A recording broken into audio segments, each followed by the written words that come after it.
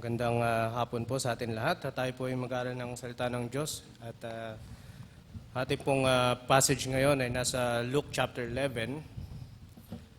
Luke chapter 11. Ito po yung maikling version ng Lord's Prayer. Ano po? Na makikita natin sa Matthew 6. Pero ito yung side ng nakita po ni Dr. Luke. Ano po? At siguro babasahin na lang natin siya mamaya, no? Habang ating inaaral. Tayo po ay manalangin muna. Aming Panginoon na dakila sa lahat, Ikaw, Panginoon, ay karapat-dapat ng papuri, kaluwalhatian. Kaya tulungan niyo po kami, Panginoon, na gawin namin mga bagay na yan, maging sa amin pong pakikinig ng iyong salita. Bigyan niyo po kami, Panginoon, ng puso na handa po na magpasakop sa iyo, lalo na, Panginoon, sa buhay. Saan po nga buhay panalangin. Ito po aming dalangin sa ngalan ng Panginoong Yesus. Amen. Well, many years ago, ako po ay naging member ng Catholic mass choir. Matagal na. Ako po ay teenager pa during that time. So, na-experience ko na nag-a-attend ako ng mga misa, ilang 3 consecutive masses, and then kakanta kami diyan sa lahat ng mga kanta, So marami kaming paulit-ulit na ginagawa, Marami kaming gesture na ginagawa, mga ganyan, tsaka ganyan. Peace be with you. So paulit-ulit, na parang wala na nagiging saysay. At kung titingnan natin sa liwanag ng Bible, parang hindi naman ganito yung practice na tinutukoy. At wala kang makikita dito na ganyang practice na tinuturo sa atin ng Biblia. Kundi puro puro sa religious lang na gawain. Pero alam niyo po ba, pwede rin nating gawin yung mga unbiblical na bagay na yan sa larangan ng ating panalangin. Kapag tayo po ay nanalangin na parang tayo ay nakipag-usap sa isang genie. Kapag tayo po ay may mga kahilingan, lalapit tayo sa Panginoon kapag meron lang tayong request. At kapag meron din tayong lumalapit tayo sa Panginoon na parang wala tayong relationship sa Kanya. At ang focus natin sa ating panalangin, na ating mga sarili. At kapag tayo ay nanalangin, pwedeng gusto natin ma-impress sa atin yung prayer partner natin o yung mga makikinig sa atin. So, yung mga bagay na yan, exactly the same practice. Observe natin sa ibang mga religious unbelievers. So, ang question para sa atin, paano ba dapat tayo nanalangin? Tagal-tagal na natin nanalangin, naaralan pa natin yan. Kasi iba sa atin, marahil, hindi pa natin alam talaga, ano ba ang dapat ginagawa natin sa ating pananalangin. Kapag tayo po ay merong health concerns, kaya health matters na gusto natin mapunan, pupunta tayo sa doktor, pupunta tayo sa expert.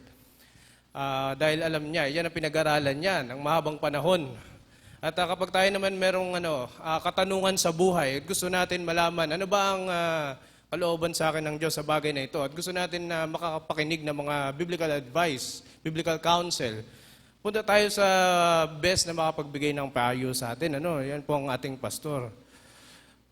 Kaya naman, kung ang tanong ay papaano ba tayo manalangin, siguro pumunta din tayo sa best.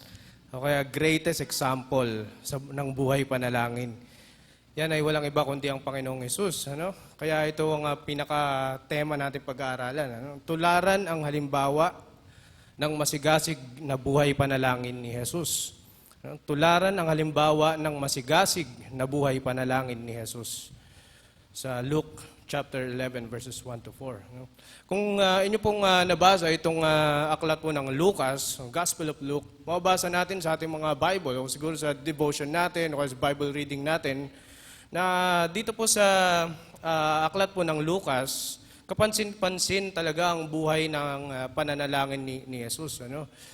So makikita natin na kung gaano kadalas si Jesus nanalangin sa Diyos. Siya po ay nalangin noong siya po ay binautismuhan, sa Luke chapter 3. Nanalangin siya bago niya piliin ang kanyang mga alagad sa Luke chapter 5. Di na po natin titingnan. Kasi gusto kong tularan ng aking paboritong preacher. Mabilis mag-preach talaga si Brother Josie. Patulog pa lang ako, tapos na. Kaya gagayahin natin. So, ganun din, madalas siyang nanalangin mag-isa, nang may pagtsatsaga sa Luke chapter 6. Ganun din sa Luke chapter 9, nanalangin siya kasama ang ibang mga tao. At papasalamat din siya sa kanyang ama sa Luke chapter 10. So may kita natin ng buhay panalangin ng Panginoong Hesus bago dumating sa chapter po na ito. Madalas siyang nanalangin sa Ama. Kahit pa noong bago turuan ni Jesus ang kanyang mga alagad. Ito ang magdadala sa atin sa unang katotohanan. Masigasig na nanalangin si Jesus noong siya ay nasa lupa pa. So, ang masigasig na pananalangin, may kita talaga natin yan sa buhay ng Panginoong Hesus. Verse 1, siya'y nanalangin sa isang lugar. O pwede nating sabihin dito na siya'y nanalangin muli. Kasi paulit-ulit siya nanalangin. Siya'y nanalangin muli sa isang lugar. Hindi bago sa mga alagad niya ang buhay panalangin. Buhay panalangin ng Panginoong Hesus. Kasi nasaksihan nilang mabuti kung gaano kalalim ang dedikasyon ni Jesus sa kanyang panalangin. At marahil ay lubos silang humanga rito, itong mga nakakita sa kanya, itong mga disipulo. Paano naman natin nasabi yan? Pagpatuloy po natin ng pagbabasa. Sabi dito, siya'y nanalangin sa isang lugar at nang siya'y makatapos, sinabi ng isa sa kanyang maalagad, Panginoon, turuan mo kaming manalangin. Ibig sabihin, they observe how the Lord Jesus Christ prayed. So gaya ni Juan, sabi niya dito, ang alagad, gaya ni Juan na nagturo sa kanyang mga alagad. So surprisingly, ang salitang ginamit ni Lucas dito nang humiling ang alagad, turuan mo kami, ay nasa form po ito ng command sa Greek text. At kung pautos itong sinabi, marahil ang papasok sa isip natin, baka parang walang galang siguro alagad na ito. Nagtanong sa Panginoon Hesus na pautos. Ang magutos sa Panginoon, Panginoon, turuan mo kami. Ito po ay parang matapang na sinabi niya. Ngunit alam niyo po ba, ang idea ng imperative na ito, utos na ito, ay ang expression ng urgency. Gusto talaga nilang malaman kung paano manalangin. Yung urgency ng kahilingan ito, Panginoon, turuan mo kami. Parang idea, turuan mo kami ngayon na manalangin. Maaari nila sabihin, hinihintay ka namin ng dahil ang Panginoong Hesus masigasig siya sa pananalangin, maaaring hinihintay siya ng mga disipulo matapos bago siya tanungin. Turuan mo kami ngayon, marahil ganyan. At pinagpapalagay nito na kailangan ng mga alagad ang gabay mula sa Panginoon. Guidance kung paano ba sila dapat manalangin. Kaya naman nang matapos manalangin si Jesus, baka agad na lumapit ang alagad.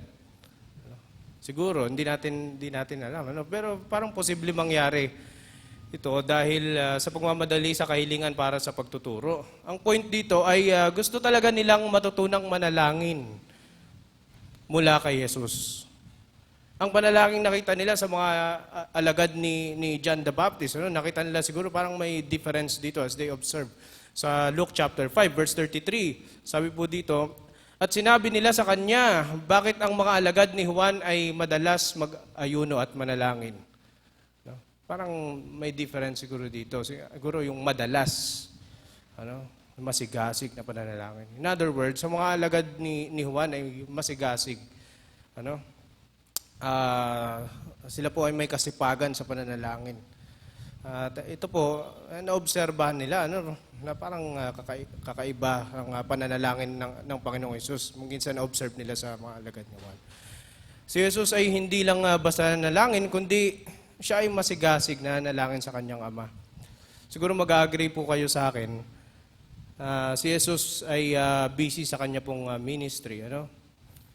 Pero yung fervent na prayer niya, yung masigasig na pananalangin niya, very obvious sa gospel, Gospel of Luke.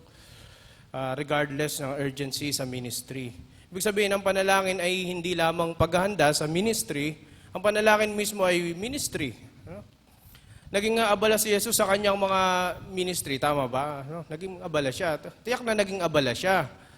Ngunit, hindi niya pinabayaan yung pananalangin. Binigyan niyang halaga ang pananalangin. Ginawa niyang prioridad ang pananalangin dahil ang panalangin mismo ay isang ministry.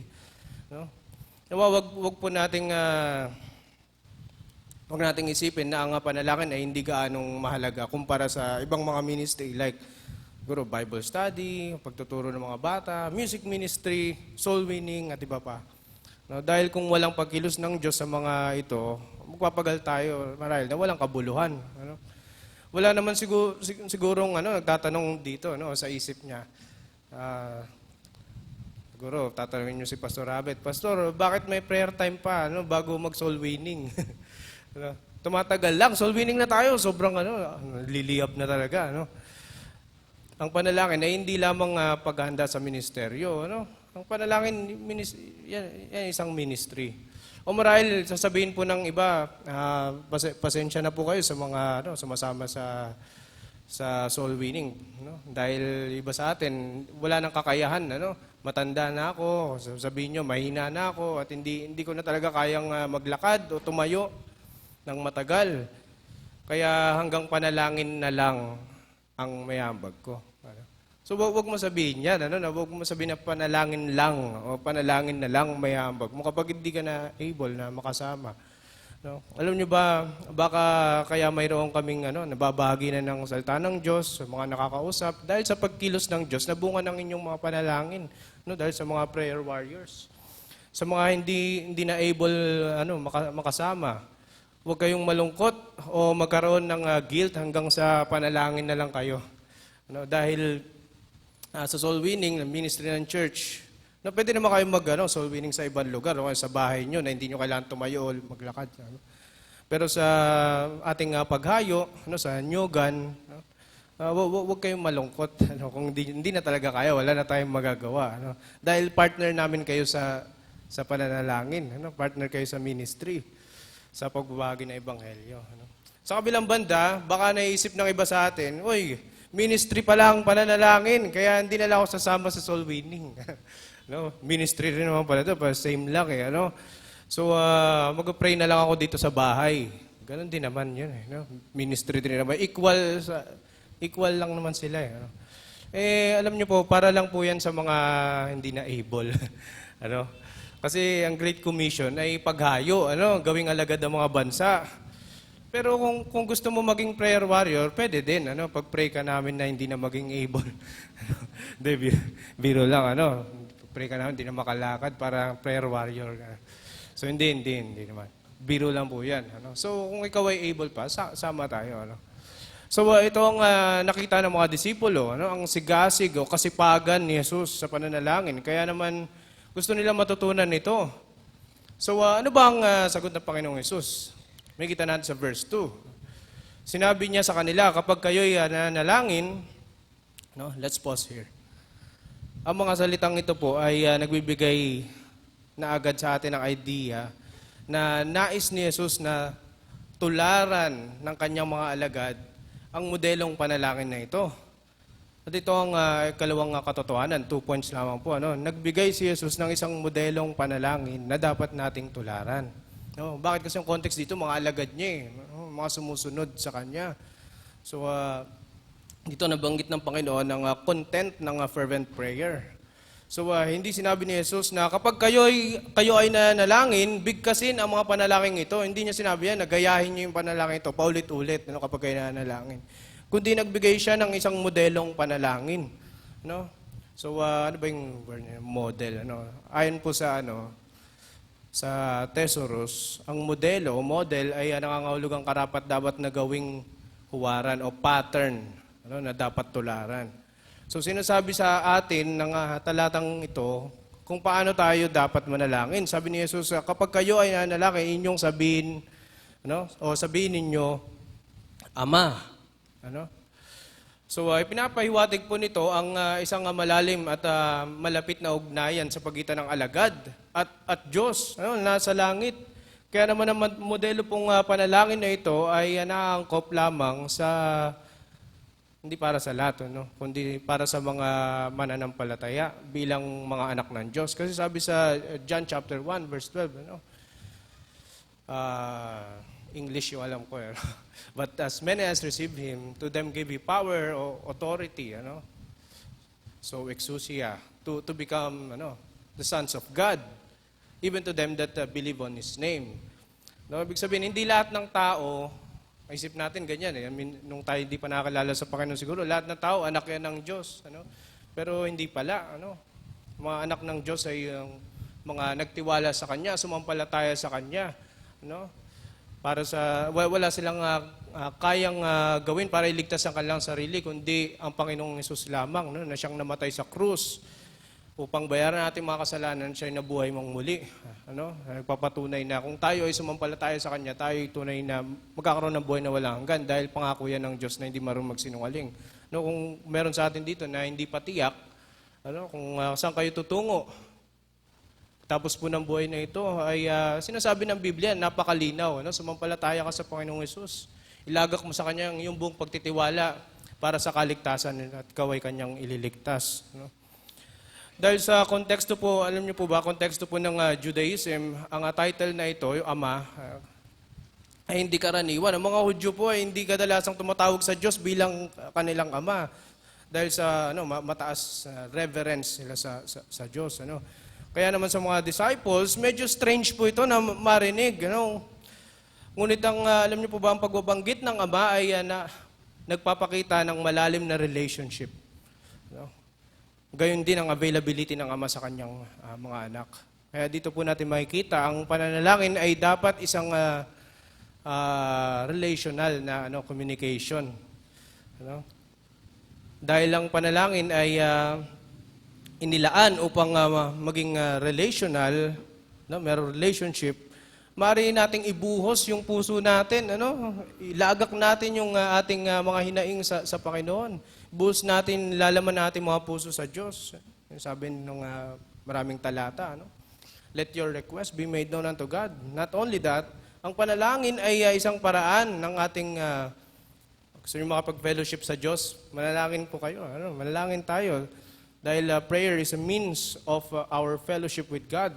Kaya kapag tayo po ay nalangin, tawagin ang Diyos bilang ating Ama. Na ito po ay tumutukoy sa pagiging malapit, intimacy. At hindi lamang yan, pati na rin sa otoridad, authority, pamumuno ng Ama sa kanya pong mga anak. Kaya ang pagtawag sa Diyos na Ama ay hindi dapat magbawas sa ating mataas na paggalang sa Kanya.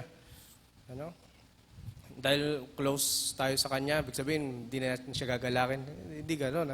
Bakit? Kasi yung pangalawa, tingnan niyo po, sabi niya dito, sambahin nawa ang pangalan mo.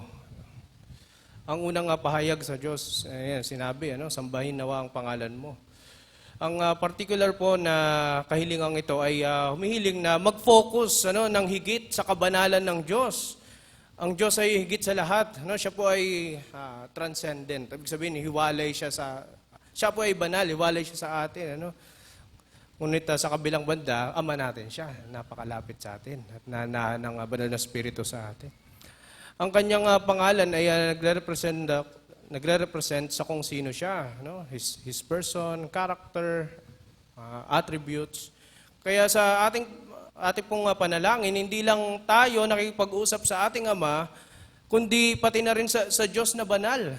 Ang Diyos na matuwid, makapangyarihan sa lahat. So on and so forth. Kapag tayo po ay nanalangin, huwag lamang magtuon sa kung ano ang gusto natin. Mag-focus lang sa mga request. Bagamat maaari nating ibuhos ang ating puso sa Diyos, dapat din nating kilalanin na ang Diyos na ating kausap ay banal. Hiwalay sa kalikuan. At tayo ay nanalangin ayon sa Kanyang kalooban. Ang ibang kahilingan ay naayon sa Kanyang salita, sa Kanyang kalooban.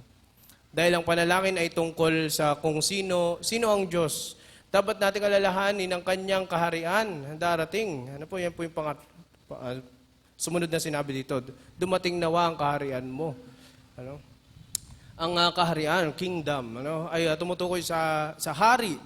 Yung kingdom tumutukoy sa king. Ano? Kaya kung nasaan ang hari, nandoon ang kanyang kaharian. Kaya naman ito ay tumutukoy sa pamamahala ng Diyos. Ano? Ang idea ng kahilingang ito, ano, dumating nawa ang kaharian mo, ay nagpapahayag ng ating pagpapasakop sa kanyang pamamahala, ano, maging sa kasalukuyan, hindi lang sa future na darating. At ipinahiwatig din ito na maaari nating hangarin ang kaharian, ano, pamamahala ng Diyos sa ating pong mga buhay. Hindi lamang sa katuparan nito sa future o sa consummation, kundi kahit sa sandali pong ito. Ano? Bakit? Kasi nasa atin ang Diyos. Nasa atin ang banal na Espiritu ng Diyos na maaari nating hayaang maghari sa ating pong mga buhay. Nakita natin na kung kanino ba dapat nakatuon ang ating panalangin. Ano? Nakatuon dapat sa Kanya. Yung panalangin natin parang worship din. Ano? Nakatuon sa Kanya. Ngayon naman, ano ba ang dapat nating hilingin sa ating Ama? Kaya narito yung sinabi ng Panginoong Hesus, yung mga specific prayer requests o paghingi sa ating mga kailangan na naayon sa pamamahala ng Diyos sa ating buhay. Ano? So bago yung specific prayer request, focus muna sa Panginoon, focus muna sa Diyos. Ano? Ang unang kahilingan dito na binanggit, bigay mo sa amin sa bawat araw ang aming pang-araw-araw na pagkain. Ano po? So ito po ay pang-araw-araw na-bless talaga ako dito. Ano? Lalo na sa Tagalog word, na pagtataguyod ng Diyos. Ano? Ito po yung pagtataguyod ng Diyos. Alam mo yung, kahit mahirap yung buhay, yung mga tatay dito, na-experience ko. Sinisikap natin talaga para itaguyod ang ating pong pamilya. Ano? Kahit sa gitna ng hirap ng buhay. Pero kahit sa hirap ng buhay, isipin natin sa lahat ng mga anak ng Diyos, mga mananampalataya, isipin natin na ang ating Diyos, na kung saan tayo lumalapit, siya ang ating Ama. No? At ang ibig sabihin dito na humingi tayo sa Kanya pang araw-araw kasi ang Diyos ang nagtataguyod sa Kanyang mga anak. Ano? Na huwag tayong mabalisa para sa ating buhay. Humingi sa Diyos, humingi sa ating Ama ng Kanyang provision araw-araw. Ipinahiwatig din ito na dapat natin kilalanin ang Diyos bilang ating provider. Ano? Na hindi natin kayang itaguyod ang ating sarili ng tayo lamang. Kakibat nito ang papel ng Diyos bilang isang mapagkalingang ama sa kanyang mga anak. Naalala ko si Isabel noon, sobrang dependent. Yung baby, mas baby pa siya. Walang ibang ginawa kundi umiyak. Pag may kailangan, iyak. Hindi mo alam kung anong kailangan niya, basta iyak lang siya. Sobrang dependent. Minsan kailangan ng ganyang klaseng pananampalataya sa atin. Na magdepende tayo sa Panginoon, lumapit tayo sa Kanya. Bukod pa dyan, sabi din dito, at ipatawad mo sa amin ang aming mga kasalanan. Sabi, araw-araw tayong kailangan humingi nito. Bakit? Kasi araw-araw tayo nagkakasala. Kung ma-realize lang po natin, kapag tayo ay nag-aalala, nagkakasala tayo. Pag tayo nagtitiwala sa ating mga sarili, mga desisyon natin na hindi ayon sa salita ng Diyos, tayo nagkakasala. Diba pa? Tayo ay nagkakasala laban sa Kanya. At dahil dito, kailangan natin humingi ng tawad sa Kanya sa araw-araw. Ang batayan ng paghingi ng kapatawaran dito ay, sabi niyo dyan, sapagkat pinatatawad naman namin ang bawat nagkakautang o nagkakasala sa amin. Ang koneksyon po ng paghingi ng kapatawaran at ang kahandaang magpatawad sa iba ay ito. Ang anumang ginagawa ng Diyos sa atin ay dapat nating ginagawa ng maluwag. Sabi, maluwag sa loob, sa iba. Dahil lang taong pinatawad, ay dapat ding maging taong mapagpatawad. At ang huling kahilingan dito, sinabi ni Jesus, at huwag mo kaming dalhin sa tukso. Parang negative. Ang talatang ito ay hindi po nakangulugan na minsan nilalagay tayo ng Diyos sa tukso. Siya naglalagay. Instead, He can sovereignly prevent us sa temptation. Sa mga tuksong nanggagaling po sa diablo. Sa Matthew 6, di ba? From the evil one. At iadya mo kami sa lahat ng masama. So, purihin ng Panginoon sa katotohanan ito sapagkat maaari tayong magtiwala sa Diyos para sa kanyang pagliligtas mula sa kapangyarihan po ng dyablo. So, ganito dapat tayo manalangin. Alam niyo po ba, napakaraming example ng pananalangin kung ma-attend tayo ng, ng prayer meeting. Ako ay nasa series sa Wednesday ng Genesis. At napakaraming example ng prayer sa Bible. Kung paano natin i-apply ito, ang fervent prayer. Ganun din sa Book of Psalm. Nahirapan kayo manalangin, basahin niyo yung Book of Psalm. Alam niyo po ba, hindi lahat pwede natin gayahin sa Panginoong Yesus.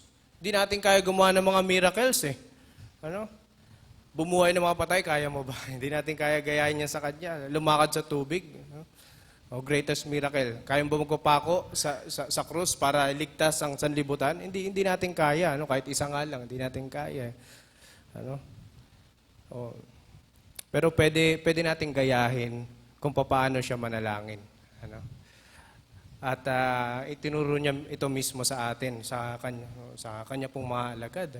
Kaya tularan natin ang halimbawa ng masigasig na buhay panalangin ni Jesus. Tayo po'y manalangin.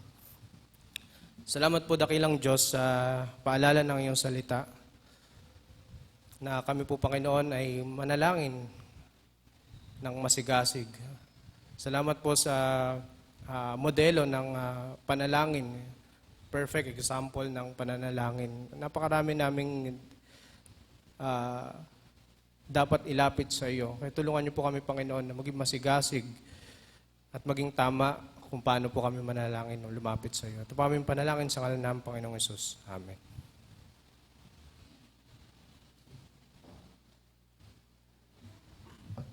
Okay, tayo po'y dako po sa panalangin. Salamat sa halimbawa na binigay sa atin ng Panginoon na nandito lahat na ating pong dapat malaman sa pananalangin. Tayo po'y dadako po sa ating pagbigay maybe ng request. Baka meron po kayong prayer request na gusto po nyo ngayon i-share sa church para po maipanalangin. Meron po ba? Prayer request? Parang pag-pray po natin yung ating Vacation Bible School. Pag-pray po natin ang mga preparation dyan at ang God's Word po ay mailagay sa heart ng mga bata po. Meron pa po ba tayong pag-pray? Prayer request? Mother Lance?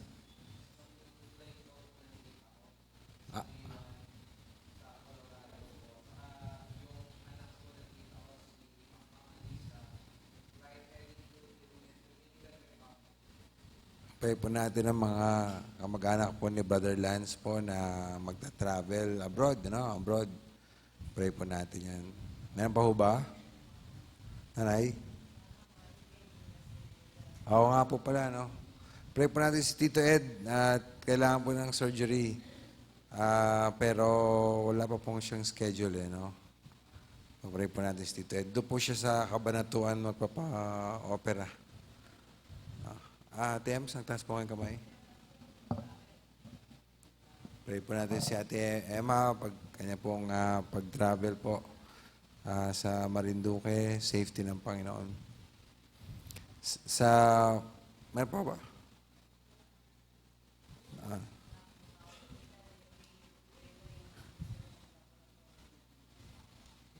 Pray po natin ang health ni Tita Levy at Tito Hermie po. Pray po natin. Yung mga kasama natin the other few months ago. Sister May, pray po natin si Luna, May karamdaman po siya sa kanyang tiyan. Sana po'y gumaling na po siya. Meron pa po bang ibang may karamdaman sa atin? Sino po? Si JD. Pray din po natin. Po? Sino raw po?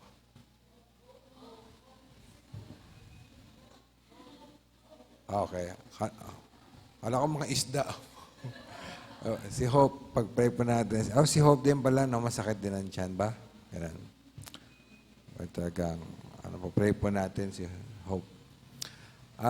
Sa nagpupunta po ako sa Catanduanes para sa church anniversary. Pag-pray niyo po, kasama ko po si Grace at saka ang aking aming anak si Nathan. Meron po ba? Prayer request? Ate Mercy. May sakit po Sister Shirley, panalangin din po. Dahil po may karamdaman ngayon. Ano po? Mami Bioli, kayo po yung nagkataas ng kamay? Sino raw po? Si Iko. Ano po mag-pray natin? CT scan? Oh. Yun ba yung nangyari sa kanya dati? Po. Pray po natin. May procedure po, medical procedure si Iko. And huwag natin kalimutan yung camp, sa mga sasama sa camp, pag-pray po natin. Ano po ba? Ha? Sino pang mga alam niyo may sakit, nanay? Si Jerome. Si Jerome. Wala ba si Jerome? Kumanta siya kanina, di ba? Amuwi na. Baka sobrang kaba. Sige. Well, meron pa ho ba? Manalangin na po tayo. Tayo po magsimula na pong mag-pray. Bali, ang oras po natin ay 3:30, 3:38, 3:40 na siguro. So, bago mag-4, ay marinig po natin ang ating piano, mag-pray. And ibig sabihin nun, patapos na po tayo. Sige po, mag-grupo po tayo. Hanap po tayo ng ating prayer partner. Sige po.